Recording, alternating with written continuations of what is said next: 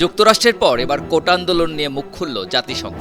সংস্থাটি বলছে, আন্দোলনকারী শিক্ষার্থীদের উপর হামলা, হত্যাকাণ্ড ও বাংলাদেশে চলমান ঘটনাপ্রবাহ সম্পর্কে জাতিসংঘ অবগত রয়েছে। মঙ্গলবার জাতিসংঘের নিয়মিত ব্রিফিংয়ে খালেদা জিয়ার সাবেক সহকারী প্রেস সচিব মুশফিকুল ফজল আনসারীর এক প্রশ্নের জবাবে মহাসচিব আন্তোনিও গুতেরেসের মুখপাত্র স্টিফেন ডুজারিক এসব মন্তব্য করেন। প্রশ্নে আনসারী বলেন, বাংলাদেশে সরকারি চাকরিতে কোটা পদ্ধতির পরিবর্তে মেধাভিত্তিক নিয়োগ ব্যবস্থার দাবিতে দেশব্যাপী বিক্ষোভ চলছে। সরকার সহযোগী সংগঠন ছাত্রলীগ নিরাপত্তা বাহিনীকে সঙ্গে নিয়ে আন্দোলনকারীদের উপর হামলা চালিয়েছে। বিক্ষোভে হামলায় 6 শিক্ষার্থী নিহত হয়েছেন। জাতিসংঘের মহাসচিব কি এই পরিস্থিতি সম্পর্কে অবগত আছেন? জবাবে স্টিফেন ডুজারিক বলেন, আমরা বাংলাদেশের চলমান পরিস্থিতি সম্পর্কে খুব ভালোভাবে অবগত আছি।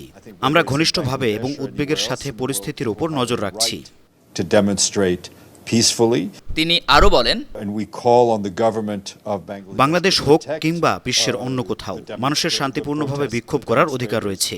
আর যে কোনো ধরনের হুমকি বা সহিংসতা থেকে বিক্ষোভকারীদের রক্ষা করার জন্য আমরা বাংলাদেশ সরকারের প্রতি আহ্বান জানাই। বিশেষ করে যুবক বা শিশু বা প্রতিবন্ধী ব্যক্তিদের মতো যাদের সাথে অতিরিক্ত সুরক্ষার প্রয়োজন হতে পারে, যেন তারা শান্তিপূর্ণভাবে প্রতিবাদ করতে পারে। শান্তিপূর্ণভাবে প্রদর্শন করতে পারা একটি মৌলিক মানবাধিকার এবং সরকারের উচিত সেই অধিকারগুলোকে রক্ষা করা। বেশ কয়েকদিন ধরে দেশব্যাপী চলছে কোটা সংস্কার আন্দোলন। পুলিশ ও আন্দোলনকারীদের মধ্যে সংঘর্ষে এ পর্যন্ত মারা গেছে অন্তত 6 জন। News desk, 52 TV.